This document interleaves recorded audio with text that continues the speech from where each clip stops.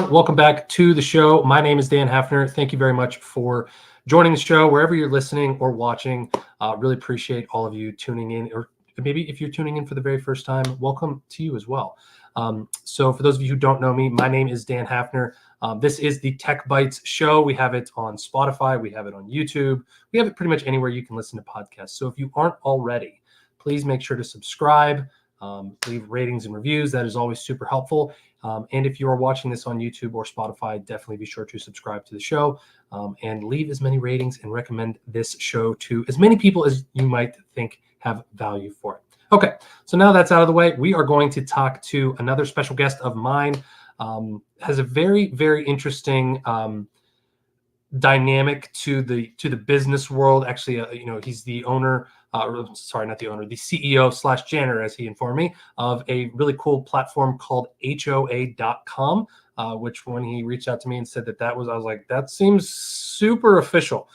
So I'm really excited to hear more about that. But he's also he's very big in the referral game, as I'm kind of finding out here. So I'm really interested to ask him some questions. So without any further ado, let's bring him on here. This is Brandon Barnum. Thanks for joining the show, Brandon. Hey, thanks, Dan. Appreciate you having me. Yeah, absolutely. So, let's let's just do that a little bit. I'll give you the floor to, add on upon the edification that I've already, so graciously placed at your feet. So tell us a little bit more about you, man. Yeah, it's interesting because this is Tech Bites. So I want to really stay focused on applications for people that are building tech or tech founders. And this is actually the 10th tech platform that I built over the last 27 years. My first was back in 1997. I was a single dad and I got into the mortgage industry because I was only making about 20 grand a year. And I got in the mortgage industry. And honestly, I built a website that was an early version of Zillow. It was an online home buyer guide featuring properties. And I used it as a give to realtors to feature their property and to win their loyalty in their business. So I've been fascinated by tech for decades and super excited to, share a few things about what I've learned over 27 years of building tech. Wow. So how many platforms again did this is the 10th. The last one that we built and sold was called Refer.com. We built that up to 5 million members in 195 countries. Okay, yeah, that was what I was thinking about. That's what I was mentioning in the intro here that I want to talk to you about as well. So there's a couple, and there's a brand new one, I think, which is Codebreaker AI. Yeah, so Codebreaker AI is a platform that I built 4 years ago. It was the first time I had really played with AI, and we built out an AI tool to be able to help people to decipher someone's personality with one click and 1 second off like a LinkedIn profile. So we created a Chrome extension for that where you could go into LinkedIn, click a button, and instantly understand how that person was wired and what type of personality they have. Well, that sounds super cool too. So I don't want to jump all over the place right at the beginning. I mentioned you. I saw that on your profile, and I was like, that sounds really, really cool. So I don't want to bounce all over the place. So let's stay focused on one thing at a time here. So, sure, man, that's awesome. So many platforms. You clearly know what the heck you're doing with this. So I'm going to ask you just something kind of esoteric to start. So, like, what makes a good? No, I shouldn't say that. What makes a great online platform? Like, what makes a successful online venture? Quite frankly, it's the same as with any business, solving problems. What is the problem that you're out to solve? What is it that you're helping to improve someone's life or business with your technology solution? So, I mean, that's really at the core. What we're doing is solving problems, and that's true across business as a whole, but especially when it comes to technology.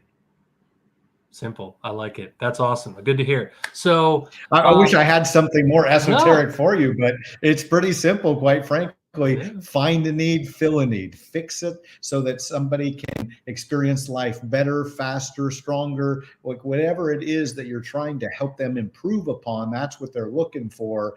And if you experience a real world solution or a challenge yourself, it might just be a technology opportunity for you to go solve. Yeah, no, for those of you who have been tuning into the past couple episodes, you're probably starting to see a theme here that this solve problems and you're going to be okay. That's awesome. So this is really, so when did I don't have my my research in front of me. When did Zillow start? Because it sounded like you actually had the idea for it before Zillow was an actual thing. Oh yeah, back when we started Wow. with the Portland Online Home Buyers Guide was the name of that. The brand was pdxhome.com. We started that in 1997, and back then only half of the national real estate companies had a website at all. And if they did, and if they featured a listing on their website, it was one exterior photo. And I said, this is silly. We see where the world is going. I want to sit at home in my boxer shorts and be able to browse properties. You know, back then it was still dial up. There was no Wi-Fi. There was no, Ethernet cables running. It was freaking dial up. It sounded like your computer was crashing because you'd hear this dee dee, Oh yeah. right, as people would connect. So it was hilarious. But yeah, I don't know exactly when Zillow started, but I sought out to solve a problem. One problem was that people that wanted to buy properties couldn't find them online. Back then, you had to go to a realtor for everything.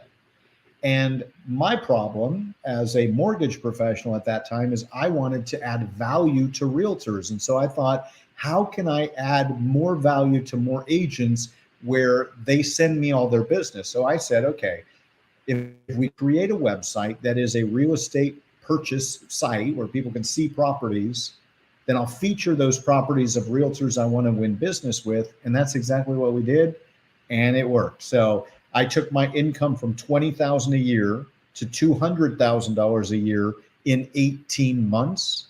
And it changed my life. So from there, I want to help everybody through that process of generating raving referrals for their business. So that's really my purpose and mission, is help people grow their business through referral partnerships.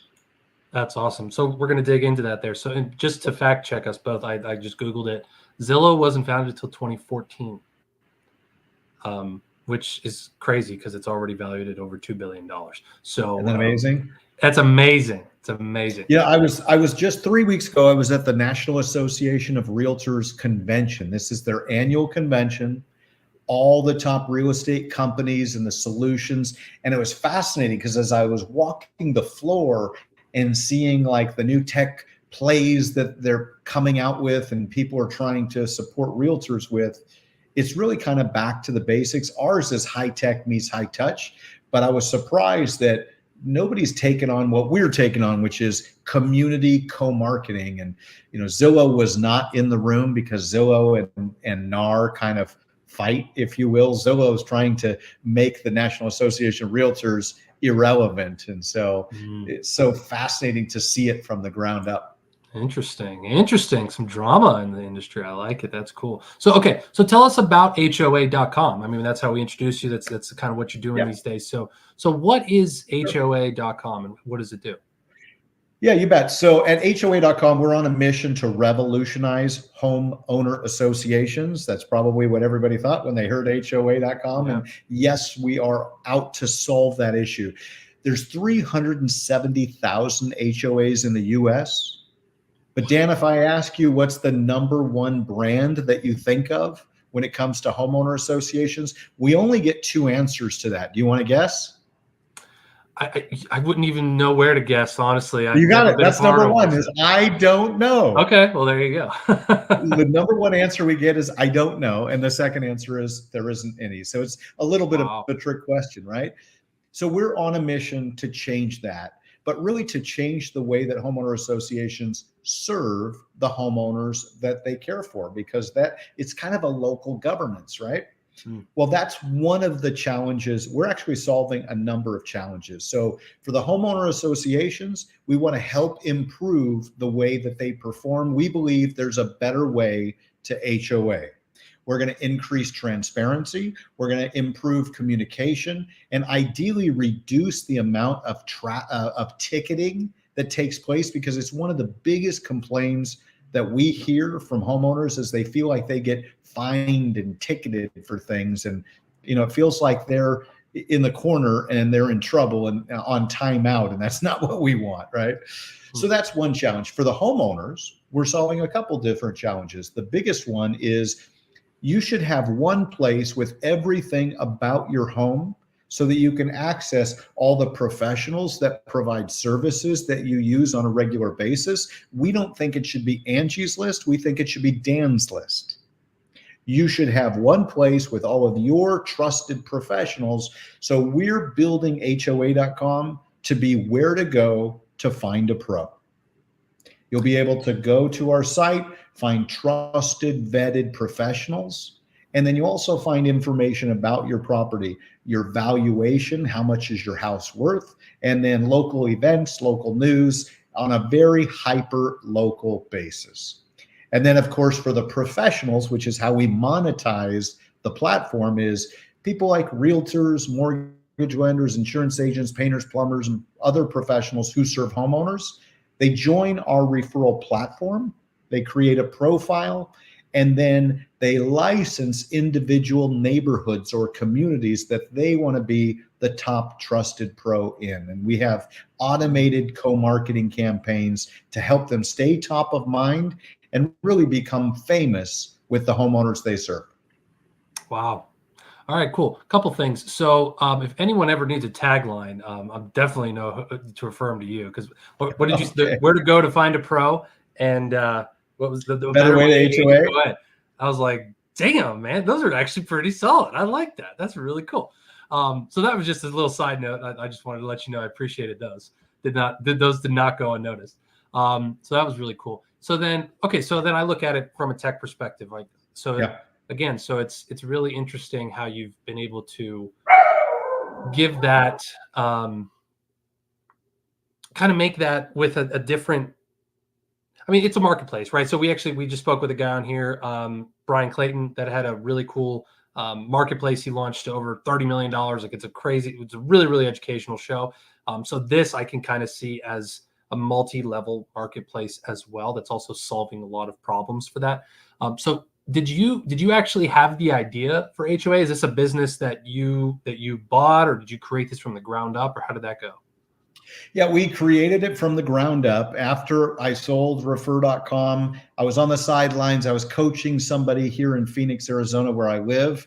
And we started talking about the business that we could create. And we started it as thehomeowneralliance.com. So that was our original domain. And the mission was to connect homeowners to professionals they can trust. And we said, what if we could create like the B&I power team for real estate, for the real estate ecosystem? Because there is no referral network exclusively for professionals who serve homeowners. So that's what we set out to create. And then one day we were in a board meeting and I'm sitting there looking at that domain, thehomeowneralliance.com, and it's like too long to fit on the side of a bus. Yeah. It was long. So I said, okay, if we could have any domain on the planet, what would it be? And I went Home Owner Alliance. I thought, let me just see if there's anything on HOA. There's got to be an HOA.com. What is it? Well, what they were doing then, we have completely transformed. So I reached out to the owner, made him an offer he couldn't refuse, and here we are. There you go. Awesome. So, so it sounds like, and I think I know where you're going to go with this, which is kind of also why I'm leading it into maybe the next question. But so how did you actually, when you said you sold Refer.com and then you were starting this HOA.com, how did you initially get traction for it? Like and I have a feeling you're going to say referral networks, which is probably a piece to it. But how did you get it started up? Like, how did you get first people on the platform? How did you get traction with it? Yeah, well, we started by talking to people that we knew, liked, and trusted. And because we had already built a national network, quite frankly, international network of people that run networking events that are in this space, and also identified some of the top influencers that are in these industries, that's really how it started. But part of the thing that we've built into our platform that's unique is we've got kind of a viral loop built in, because when a new professional joins the network, one of the first things we help them do is activate their referral network. Mhm. And they do that by inviting other pros that they know, like, and trust, and they want to win more business with. We help them do that on our platform. So the beauty is that professionals invite professionals who invite professionals. Now, as you mentioned, we're a marketplace, right? So we're between the homeowners and the pros, and we've got to attract both. And so one of the things that we've done is we help the professional import their list of homeowners so that we can email every month an automated report. We call it a home safe report, and it's a valuation report. Your property value has gone up or down in the last 30 days. So every month you see what your home is now worth, and it has those top trusted pros that serve your neighborhood, along with local events, what's happening in your hyper local community. So we've built all of those different tools into the platforms, which supports virality and supports people inviting people. That is so genius. You've actually, I think you just gave me a good idea for the new one that I'm building for myself too, because so I'll maybe this somebody else is thinking that this is watching this. They're saying, okay, so if I join your platform as a pro, Yep. what incentive do I actually have to give you my list of customers? Why would I want to? It almost seems like I better trust you to treat those people right, because if there's something weird that happens there, or something doesn't go quite as we would both want it to go, there could be potential for bad blood. There could be potential for people leaving, or bad reviews, or all Sure. that kind of stuff. So okay, so what incentive does that provide some, or maybe I'm looking at it incorrectly. I'm interested to hear your thoughts on that. No, I think that's a fair question. Now, what we focus on is the why. Like, what your question really was, why should I? Yeah. If I'm a pro, if I'm a realtor, a mortgage lender, a painter, a plumber, why would I put my contacts into our CRM, in essence, right? Well, the reason is we help you automate your co-marketing. Number one, most of these pros suffer from follow-up failure. They know that they should be following up and following through, but they don't reach out to their client base very often, especially the blue collar guys. We call it going in ghost mode. You Hmm. hire a painter, a plumber, an electrician, they come work on your house, and you never hear from them again. Well, we fix follow up failure. And the way that we do that is we have an automated home safe report email that goes out every month. So you upload your clients and contacts once, and then every month, like clockwork, it keeps you top of mind and adds value from you to them.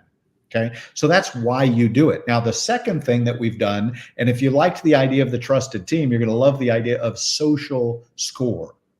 Because what we do on our platform to gamify it and incentivize you to invite people is we help you boost your social score. And your social score is a combination of not only your own client database. Let's say you've got 1,000 customers in your database. Well, that's the way it is for most people. They do outreach to their database, and the most number of contacts they can have in that case is 1,000 people. What we do is we have a system called co-marketing. And what that means is, as you invite your trusted team, for me in the mortgage business, I have my realtors, financial planner, my insurance agent, attorney, accountant, painter, plumber, HVAC, right? So as you bring those people onto the platform or partner with people who are already on the platform, the Home Safe Report not only promotes you, it also promotes them. So let's say you had 10 partners, each with 1,000 contacts.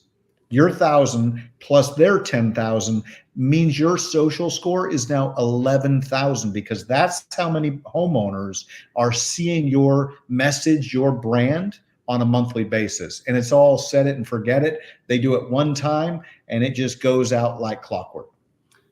Okay, that's genius. That's really awesome. I'll tell you what I'm taking away from that too. So I think when I started in business too, I'm not even in business, I kind of got into, I think how a lot of some people get into, some of the affiliate marketing things, direct sales things. Maybe it's Maybelline, those types of, whatever the case might be.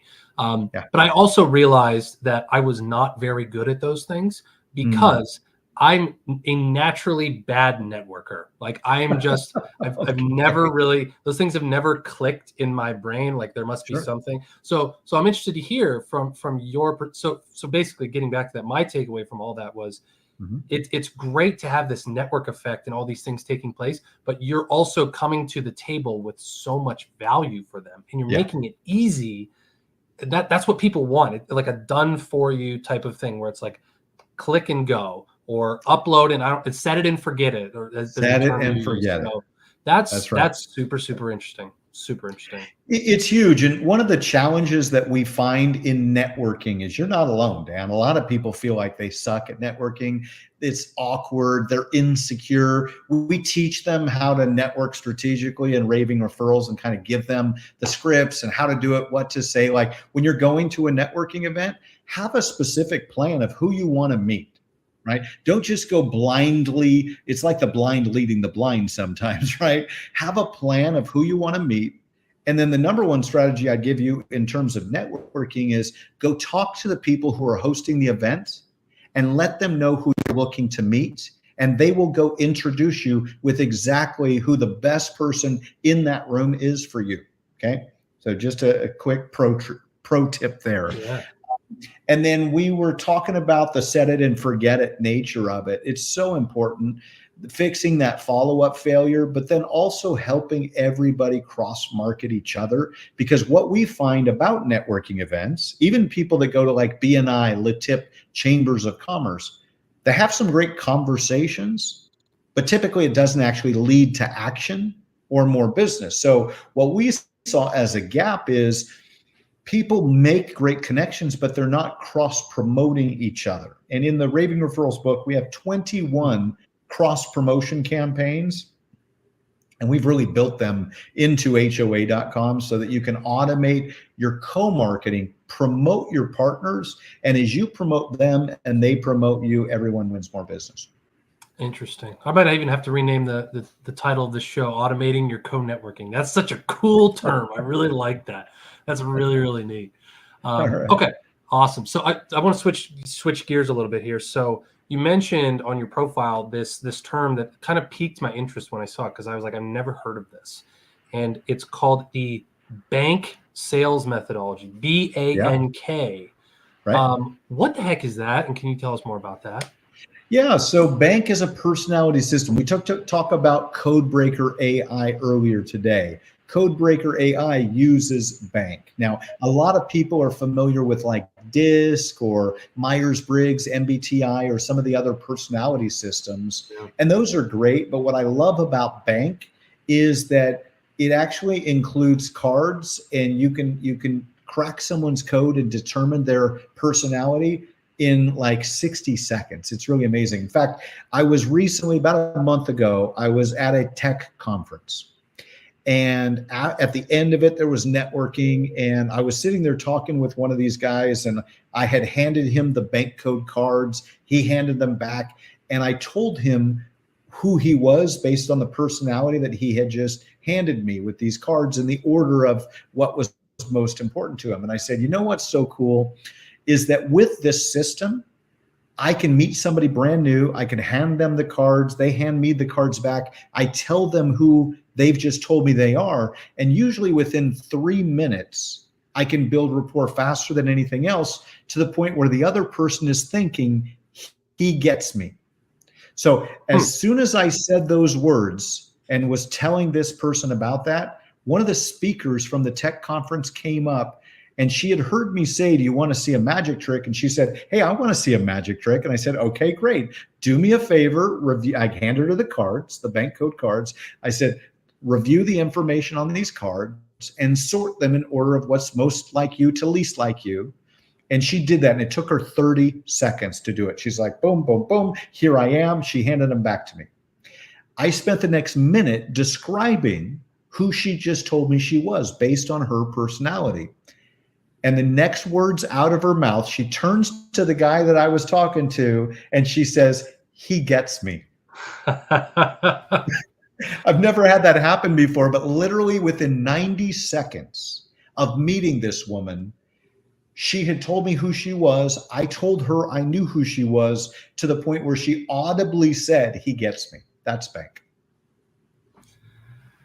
Interesting. That wasn't what I didn't really know what I was expecting from that. That's real. I was not expecting that. That's for sure. That's really, really neat. So, so do you just carry those cards around, just hand them to people that you meet on the road, or I do. If I'm going to a networking or a business event or a conference, I keep them in my back pocket. Wow. And if I meet somebody new, I don't do it 100% of the time. It depends. But if I'm trying to determine who they are and I think there may be an opportunity, then I do. I pull them out. I said, "Do you want to see a magic trick?" Everybody always says yes. And then I go through that exercise. I hand them the cards, "Do me a favor, review the information." And then after that exchange, I understand who they are. I call it instant empathy, because immediately I understand how they make decisions. I understand what's important to them because it's values based. And now I can customize my conversation and my presentation to add the most value to them and to speak in words that really make sense to them. That's really, There's really four personalities: blueprint, action, nurturing, and knowledge. If they're blueprint, they want the step-by-step structure, the process, the system, right? If they're action, they want to just net it out fast. They just cut to the chase. Let me know what's going on, right? They want the spotlight. If they're nurturing, then they're about people. And so I'll look them in the eye, pat them on the shoulder, and really connect deeply. And if they're high knowledge, that means they want to understand all the information. And so then I just provide that to them. You never want to try and close someone who's high knowledge. You just provide them more information so that they feel confident and comfortable and move forward with your solution. Yeah, that actually reminds me. I haven't taken it in a while. It reminds me of the Colbier Index. Yeah, Colby. Like Yeah. those, the tanks that are like, hey, I need more facts. My excuse me, my fact finder, and my intuitive, right? Those types of things. So that's really, really very cool. Similar. And I find value in all of those personality systems. The difference I found in bank is, number one, the words make sense. Like, with DISC, I've never once said, "Oh, you're being so conscientiousness right now." Yeah. Like, "You're being so steadiness right now." Like, it just doesn't make sense in the real world to me. I use it from a management perspective, but not in a business development perspective. But with bank, you can literally hand somebody these cards in the real world and instantly understand who they are. Very interesting. So is there a way to bake those types of things in, just kind of making this full circle into a tech platform? Is there ways to bake those types of things in, if you get what I mean? Yeah, no, I totally get what you mean. So the only time in 27 years that I've worked for someone else was taking that position as CEO of Codebreaker Technology, because I saw the cards and I thought, this is brilliant and someone should build this into a tech platform. And the owner asked me if I would do that. And so I came on board and helped them build the AI and the API to extend that into other platforms. That's Codebreaker Tech. And then once I had built the tools and the tech, I really wanted it to build into my own platforms. And I had to create the tools over there in order to extend it over into my own tech stack. Okay. So yeah, that's, I'm just, this is so exciting. You can check out Codebreaker Tech, and that's where you can find information about that and see about partnering with those guys. Yeah. That sounds really, really cool. Okay. So you just skipped ahead to I was like, hey, can we bake this into something? You're like, I'm already ahead of you, Dan. I already got this thing already up and going. So all good. No, I had the same thought. The way I found out about bank is I was leading an event. I came off stage and somebody handed me the cards. And as I saw what she was doing, I thought, wow, this is brilliant. I've never seen something like this before. But just like you, I thought this should be a tech play. And so it is. Interesting. Okay. I actually I want to kind of go back to something we were talking about before, just to kind of bring a little bit of a marketing type of conversation into this. So what are you guys doing now to grow HOA, to get more professionals involved? It's really cool that you have this virality effect, which I think that was one thing I wanted to touch on before, and I probably forgot to, but was this idea of like, I think that was one of the very first things, if you go back and look at the rapid growth of YouTube over, Yeah. these platforms like Vimeo and other stuff, was that they had that share button. And Yeah. I heard a story one time that like that literally was the thing that just made them skyrocket, because people were like, share, and they could share, and it just boom, and it would go everywhere. So I think that's something that honestly I've forgotten about. And like I said, you kind of inspired me with this new one that I'm building, to have people, okay, now they join, now they need to invite people, because That's right. so that's really how you can get things without having to pay for advertising and leads and all that kind of stuff too, right? Right. So what do you got? I'm sure you guys take advantage of that for the company. And how else are you growing it? Yeah, we do a number of things. So yes, we definitely do that. And we have our own affiliate program. We call it Referral Rewards. People go to hoa.com/win, sign up for free, and then they share it, and then they make mailbox money. We pay out a 2-level affiliate plan, 20% first level, 10% second level for life. And so that's definitely one of the channels that helps us grow the company. Another is strategic alliances. I always believe in influencing influencers. Find people that are, doing podcasts, that have a community of folks, and then add value to them, and they'll spread the word about your business, about what you're doing. I think this is like my 10th podcast interview this week. So I have, I told a story about my single dad experience, and my son Sebastian, who's now 31, actually works for us full time. He's the one that scheduled this interview with you. So he does that and help get the message out to the masses. But then also we're doing strategic partnerships on an enterprise level, right? What we've identified is, for the HOA space, there are property management companies that are serving hundreds and thousands and hundreds of thousands collectively of HOAs. And so we're adding value to those property management companies. And I always look through the lens of the other party. What is it that they're looking for? Right. What would be an irresistible offer for them, where they're like, oh my gosh, I've been praying for a solution like this, right? So for the property management companies, and this is true of most business professionals and businesses, they want more clients. Simple. So what we're doing is, as we activate these neighborhoods, we're doing a community survey and actually sending a postcard to the homeowners asking them to rate their HOA. And as they rate their HOA, we're compiling those results, providing that back to the HOA board so they know where they stand. And if it's not a great rating, it may be time to change property management companies. And so then we provide those leads and opportunities to our partners. So there's a lot we're doing. I was just at the NAR event, and the reason I was there is to partner with real estate companies. And so one of those from the conference 3 weeks ago just sent us a proposal and a partnership agreement to move forward. And they have 19,000 realtors in their company. So it's a perfect fit for us. Very cool. Very cool. That's about what I figured. So that's really, really neat. All right.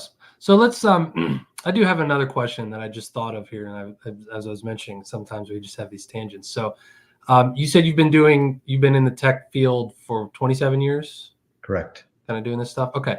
So do you have maybe a failure story that you could share with us? Something that so many. So many. Pick your favorite. The one that comes to mind as you ask that question is, we launched a company called Divorce Shield. And Divorce Shield, like it sounds, was a platform to help people that were facing divorce, right? If you've got somebody you care about, they're going through divorce, where do you send them? How do you help them? Usually the answer is, I don't know. Again, when you get to a question where the answer is, I don't know, light bulb, there might be an opportunity there to solve that problem, right? So I had a guy that I sang with in church choir had created kind of an ebook for people facing divorce, and he called it Divorce Shield. And SHIELD was an acronym that stand for Security, Holdings, Income, Estate, Lifestyle, and Dependence. And basically it was everything that you should be considering when you're going through a divorce. And I looked at his ebook and I went, wow, that's fantastic. People need this. The world needs it. and we should take your ebook and make it a platform. And so that's what we did. Now, I'm a savvy entrepreneur, bootstrapper kind of guy, right? I don't like to go raise millions of dollars. I like to find the problem and then solve it. And so what we did is I created a PowerPoint before we ever did one line of code. I created a PowerPoint of the vision of what we were going to build. And I took it to a real estate company in Portland, Oregon, where I used to live. And I showed them what we were doing. And they said, wow, that's fantastic. And I signed them up for a $160,000 contract before we ever wrote one line of code. Okay. Now, that's not the failure story, right? The failure story is 6 months later, when we launched the platform, we got thousands of realtors to sign up in the very first week. So that was cool. God bless you. We had, $50,000 a month recurring revenue right from the get. However, our whole strategy revolved around these advocates. We call them divorce shield advocates, these pros, to integrate our banner ads into their marketing because they were here to help people that were going through divorce. And what we found out is they weren't willing to do that. They didn't want to be seen as an ambulance chaser. And so they would not share our marketing materials, and our whole go-to-market strategy revolved around them sharing it with everyone they knew. They weren't willing to do that. So we listened to the market, and we actually pivoted that company, and we completely shelved everything that we had done within the next 6 months. And we pivoted that company into what we just started asking people, well, what is it that you want? If you're not willing to do that, what's your pain point? What can we solve for you? And what they said is they didn't have a system for referrals. So we built a platform called trustedteam.com, which then became refer.com. So, it took us 3 different pivots to get there. And that's the kind of thing that you experience on the road to building tech. Interesting. That's really cool. I actually have a background for my phone that I found, which is this guy that's like this. It's efforts are always better than promises. And I don't know. Yeah. Yeah. Yeah, I see it. Failure. So, no, that's perfect. Cause I instantly thought of that. So it's, cause I've been down that road too of, you start something, doesn't quite go the way that you thought. And that's a very interesting way I've never really heard of something like that, where it's almost like your marketing strategy was ultimately ended up being your downfall, which is very interesting. But that's really interesting that you were able then to pivot and then eventually through iteration, build the thing. Well, that's what you've got to do, right? I mean, even when we started the Homeowner Alliance, our original model was to generate home buyer leads, refer them to realtors, and make a percentage of the commission, make a referral fee. Right. And we started out in, about 4 years ago doing that. And we were generating like 15 to 1,700 home buyer leads a month just here in Phoenix, Arizona, where I live. But our whole model was dependent on the realtors we were referring actually closing the transactions. And after they paid us our slice of the pie, they weren't motivated as much to close our deals as their own deals, and they didn't close at the rate that we needed. So once again, we had to pivot the business model and focus on creating the referral network. So, you start out with a vision and an idea. And as you get into the marketplace, MVP is critical, minimum viable product. Don't perfect your platform, get it into the market and listen to what the market says. Very cool. I love that you also just had like an ebook and turned it into a software platform. I love the way your brain thinks around like, hey, that can be a thing. Like that can be a platform that can, I love it. So I'm super glad you were able to join us. So awesome. Well, do you have anything else to add before we wrap this up at all? Last thoughts I would say, Dan, is number one, get crystal clear on what it is that you're looking to accomplish in life, not just in your business, but in your personal life, right? Have a vision and live life by design, not life by default. And then the other thing that I see holds a lot of entrepreneurs back is they're afraid to ask. They're afraid to ask for help. They're afraid to ask somebody to buy their product or service. And they're so in their mind thinking about what the other person might be thinking about. Stop thinking and just take action. The law of attraction has the word action in it. You can't attract if you don't act. Get over yourself, get over your fear of failure. And the only way that you're going to learn is to get in action. So go ask 100 people for feedback on your product and your platform. Some of them are going to buy and some are going to give you some great insights. So hopefully you've gotten some good insights today, Dan. I really appreciate you having me on. Yeah, this was super knowledgeable, super informative. I'm really thankful that you were able to come on here. Definitely some good nuggets. So definitely go back, listen to this one, or rewatch it if you're watching on YouTube. Absolutely. So awesome. So can you show us that book one more time so people can go check that out? That's definitely something you got to get your hands on. Raving Referrals, right there. Yeah, and if you want to learn more about me or connect with me, you can go to brandonbarnum.com. You will see there's a referral score quiz. So if you're in the referral business, take that quiz. It'll take you 1 to 2 minutes, and you'll find some blind spots about your referral business. But there's also the Codebreaker tech link, so you can crack your code and get your bank code personality right on brandonbarnum.com. Lots of good stuff. So check it out. Awesome. And we'll have that link, all those links in the show notes here for you guys. And if you're listening, Barnum is Barnum. N is in Nancy, M is in Mary. Okay, so that is good. So that is good stuff. Super excited to check all that out. The Codebreaker stuff is really kind of tickling my fancy. I'm really excited to dive down that rabbit hole. So awesome. Well, thank you very much, Brandon. Appreciate having you on. So we're going to wrap this show up. Thank you very much, everyone, for listening. Again, please subscribe. Please follow the show. Leave any ratings and reviews. That really helps the show. And then if you got value from this, please leave a comment or any kind of takeaway that you had, or share this episode with someone who might also find value in it. All right, guys. Appreciate all of you, and we'll see you next time.